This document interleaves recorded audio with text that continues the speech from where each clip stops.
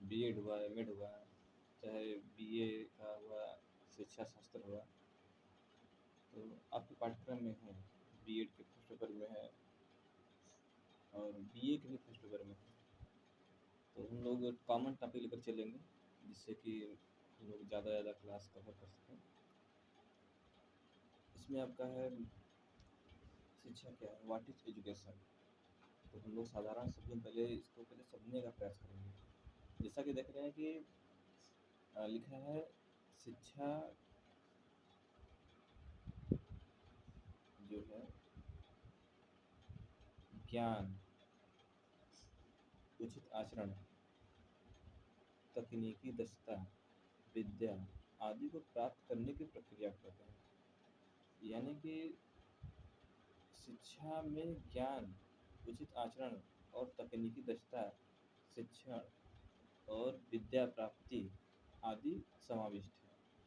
यानी कि शिक्षा उसे हम कहते हैं जिसके देखिए शिक्षा के माध्यम से हमें ज्ञान, उचित आचरण और तकनीक के बारे में जानकारी मिलती है।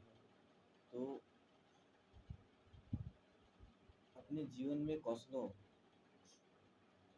व्यापारों या व्यवसायों एवं मानसिक नैतिक और संदर्भ विषय के उत्कर्ष पर केंद्रित है। यानी कि जो शिक्षा है उसको हम कह सकते हैं कि शिक्षा क्या है, एक सीखने सिखाने की क्रिया प्रक्रिया है। ठीक है, तो जैसा कि हम देख रहे हैं आगे लिखा है शिक्षा व्यक्ति की अंतर्निहित क्षमता तथा उसके व्यक्तित्व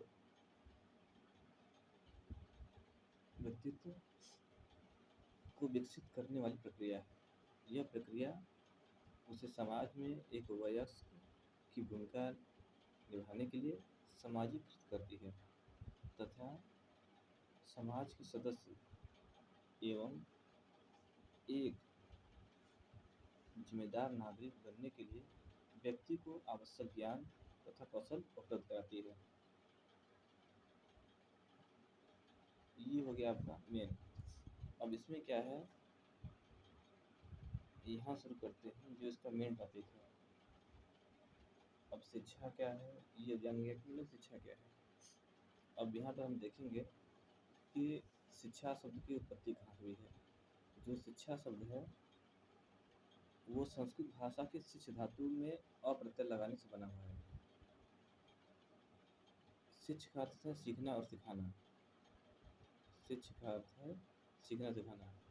तो शिक्षा शब्द का अर्थ हुआ सीखने सिखाने की क्रिया, सीखने सिखाने की क्रिया।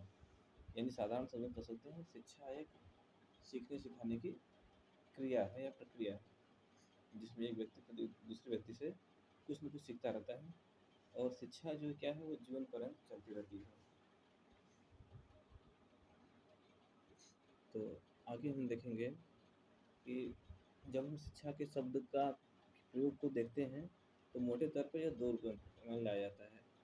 पहला है व्यापक तथा संकुचित, दूसरा संकुचित रूप में। व्यापक अर्थ में जैसे कि हम अगर इनसे चले तो व्यापक अर्थ में शिक्षा, व्यापक अर्थ में शिक्षा किसी समाज में सदैव चलने वाली सउद्देश्य सामाजिक प्रक्रिया है जिसके द्वारा मनुष्य की जन्मजात शक्तियों का विकास, उनके ज्ञान एवं कौशल में वृद्धि एवं व्यवहार में परिवर्तन किया जाता है और इस प्रकार उसे सभ्य, सुसंस्कृत एवं योग्य नागरिक बनाया जाता है। मनुष्य क्षण प्रतिक्षण नए नए अनुभव प्राप्त करता है, वह करवाता है, जिससे उसका दिन प्रतिदिन का व्यवहार प्रभावित होता है। उसका यह सीखना सिखाना विभिन्न समूहों, उत्सवों, पत्र पत्रिकाओं, रेडियो, टेलीविज़न आदि अनौपचारिक रूप से होता है। यह सीखना सिखाना शिक्षा के व्यापक तथा विस्तृत रूप में आते हैं।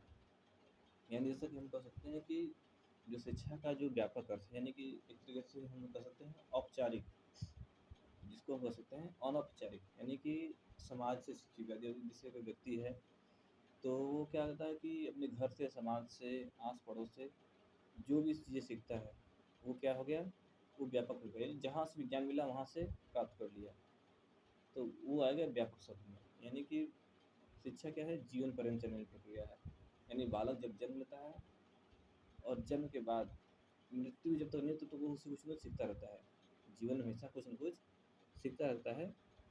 तो हम कह सकते हैं कि शिक्षा क्या है, ये जीवन पर्यंत चलने वाली एक प्रक्रिया है जिसमें हम लोग कुछ न कुछ सीखते रहते हैं।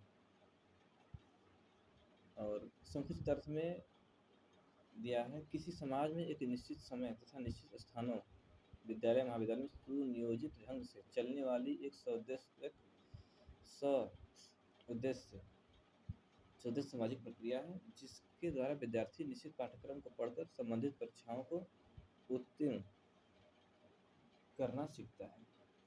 यानी कि हम कह सकते हैं कि जो औपचारिक शिक्षा है वही एक प्रकार से संकुचित शिक्षा का है, यानी जो दूसरे प्रकार की शिक्षा है, यानी एक संकुचित, जिसे विद्यालय के अंदर के पाठ्यक्रम निर्धारित होता है, तो वही चीज़ है आपका संकुचित अर्थ में।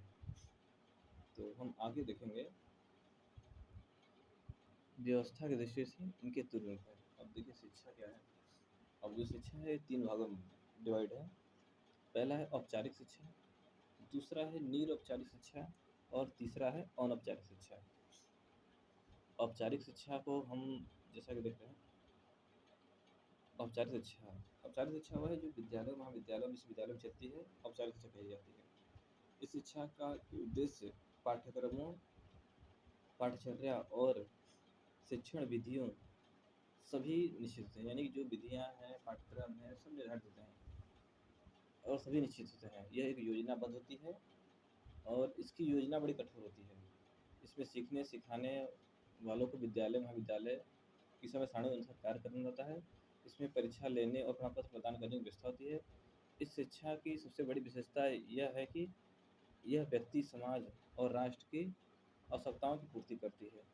यह व्यक्ति में ज्ञान और कौशल का विकास करती है और उसे किसी व्यवसाय अथवा उद्योग के लिए योग्य बनाती है, परंतु यह शिक्षा बड़ी व्यय साध्य होती है।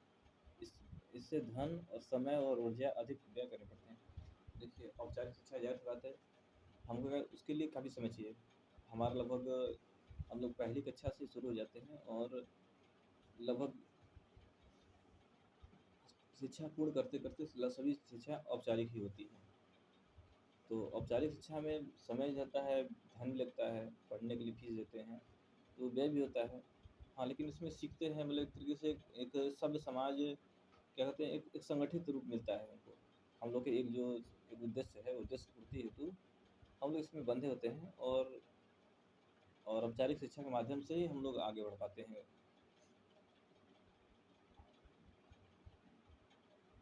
जैसा कि देख रहे हैं कि यह एक क्या है कि यह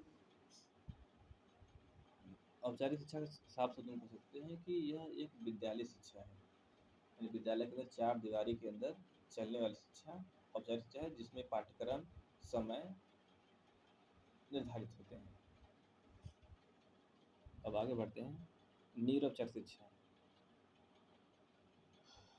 वह शिक्षा जो औपचारिक शिक्षा की भांति विद्यालयों, महाविद्यालयों और विश्वविद्यालयों की सीमा में नहीं बांधी जाती, परंतु औपचारिक शिक्षा की तरह इसके उद्देश्य व पाठ्यक्रम निश्चित होते हैं।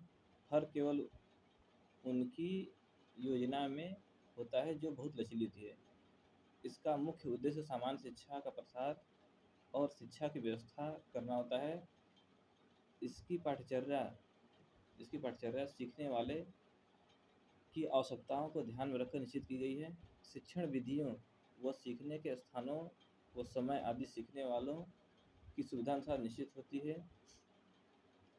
प्रौढ़ शिक्षा, सतत खुली शिक्षा, खुली शिक्षा, दूरस्थ शिक्षा, ये सब निरौपचारिक शिक्षा के विभिन्न रूप हैं। इस शिक्षा की सबसे बड़ी विशेषता यह है कि इसके द्वारा उन बच्चों, व्यक्तियों को शिक्षित किया जाता है जो औपचारिक शिक्षा का लाभ नहीं उठा पाए हैं। जैसे वो लोग जो विद्यालय शिक्षा नहीं पा सके हैं या पूरा नहीं कर पाए हैं, प्रौढ़ व्यक्ति जो पढ़ना चाहता है, कामकाजी महिलाएँ, जो लोग औपचारिक शिक्षा में ज़्यादातर धन, व्यय, ऊर्जा स्तर नहीं खर्च कर सकते हैं। देखिए, कह सकते हैं जैसे जिनकी पढ़ाई छूट गई है, तो उनके लिए है औपचारिक शिक्षा। अनौपचारिक ये है आपका निरौपचारिक शिक्षा। औपचारिक शिक्षा यानी जब जिनके पास समय है, कुछ जिससे क्या होता है कि कुछ व्यक्ति होते हैं शुरू में पढ़ नहीं पाते हैं, किसी भी कारण प्रकार से। जैसे कोई होता है गरीब व्यक्ति, वह नहीं पढ़ पाया, फिर बाद में धन अर्जन कर लिया, उसके बाद उसको इच्छा है कि हमको पढ़ना है, तो अपना क्या वो काम करते हुए पढ़ सकता है, या फिर किसी की जॉब लगी है, वो जॉब भी करे और पढ़ाई भी करे, तो कर सकता है। जिससे कोई महिलाएँ हैं, घर में पड़ी हैं, मतलब कि घर में है, कामकाजी हैं, काम करती हैं, उनको समय नहीं मिल पा रहा है, तो क्या करेंगे वो इस शिक्षा के माध्यम से पढ़ लेंगे। जब इससे राशि टंडन हुआ, इग्नू हुआ, ये सारी जो स्कूल हैं, ये इन्हीं का एक उदाहरण है। ओपन यूनिवर्सिटीज़, जितनी भी ओपन यूनिवर्सिटी हैं, सब इन्हीं के उदाहरण हैं। तो जैसा कि है, हो गया औपचारिक शिक्षा यानी कि जो विद्यालय में होती है। निरौपचारिक शिक्षा यानी जो ओपन यूनिवर्सिटी जो होती है, इसमें प्रमाण पत्र मिलता है, बस बच्चे केवल एग्ज़ाम देने जाते हैं, बाकी प्रक्रिया घर पे होती है, और डाक के माध्यम से इसमें आपको किताबें आ जाती हैं, ऑनलाइन फॉर्म भर दिए जाते हैं, सब काम ऑनलाइन होता है, केवल परीक्षाएँ आप केवल देने जाते हैं। तो अब ये हो गया। अब उसके बाद ये क्या, लास्ट है अनौपचारिक शिक्षा यानी इनफॉर्मल एजुकेशन। वो शिक्षा जिसकी कोई योजना नहीं बनती, जिसका कोई ना कोई उद्देश्य निश्चित होता है, ना पाठ्यचर्या होती है, ना ही शिक्षण विधि होती है, जो आकस्मिक रूप से सदैव चलती रहती है, उसे अनौपचारिक शिक्षा कहते हैं। ये शिक्षा मनुष्य के जीवन भर चलती रहती है, और इसका उस पर सबसे अधिक प्रभाव होता है।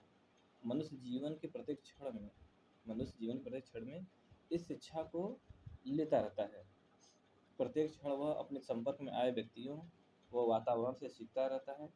बच्चे की प्रथम शिक्षा अनौपचारिक वातावरण में रहकर ही पूरी होती है। जब जब वह विद्यालय में औपचारिक शिक्षा ग्रहण करने आता है, तो वह एक व्यक्तित्व के साथ आता है, जो कि उसकी अनौपचारिक शिक्षा का प्रतिफल है। व्यक्ति की भाषा व आचरण उचित दिशा देने, उसके अनुभवों को व्यवस्थित करने, उसे उसकी रुचि, रुझान और योग्यता अनुसार किसी भी कार्य विशेष में प्रशिक्षित करने तथा जन शिक्षा के प्रचार एवं प्रसार में हमें औपचारिक और निरौपचारिक का विधान करना आवश्यक होता है। यानी देखिए, अनौपचारिक शिक्षा, औपचारिक शिक्षा विद्यालय में होती है, और जो अनौपचारिक शिक्षा होती है, हम लोग घर से सीखते रहते हैं। जैसे घर में हुई, घर में मम्मी से सीख लिया, मम्मी ने बताया मतलब कैसे बोलना है, बोलना चलना, फिर हमारे जो अगल बगल आज आस पड़ोस जो समाज है, वहाँ आप लोग कैसे बात करते हैं, यानी जो आपका परिवेश है, उस परिवेश से जुड़ी हुई सारी चीज़ें हैं, जो कि अनौपचारिक शिक्षा के अंतर्गत आती है। तो जैसा कि हम देख रहे हैं, हमने पढ़ा शिक्षा क्या है, यानी कि एक सीखने सिखाने की प्रक्रिया है, ठीक है, जो कि शिक्षित धातु के संस्कृत भाषा के शिक्षित धातु से अप्रत्यय लगाने से बना है, जिसका अर्थ है सीखना और सिखाना। और इसमें है व्यापक अर्थ में, यानी कि व्यापक अर्थ में वही है, यानी हम लोग जो समाज से सीखते हैं, यानी एक तरीके से अनौपचारिक शिक्षा। और संस्कृत अर्थ में औपचारिक शिक्षा हो गई, यानी जो विद्यालय से संबंधित होता है। और निरौपचारिक शिक्षा है, जो कि आप लोग देख रहे हैं राजनीति टंडन वगैरह से यूनिवर्सिटी जो आजकल चल रही हैं, और काफ़ी तेज़ी से हैं, जो कि ओपन यूनिवर्सिटियाँ जो हैं। तो यहाँ पर हम लोगों ने आज शिक्षा क्या है, व्हाट इज़ एजुकेशन, तुमने देखा। तो ऐसे ही बने रहिए। अभी हम लोग ये आपका, और उसके बाद अगली वीडियो में हम लोग नेक्स्ट टॉपिक पे चर्चा करेंगे, और हम देखेंगे कि उनके जो अभी जो विचारकों के क्या क्या मत हैं शिक्षा के संबंधी में। अगली वीडियो में इस पर हम चर्चा करेंगे। ठीक है, तो इसके लिए धन्यवाद।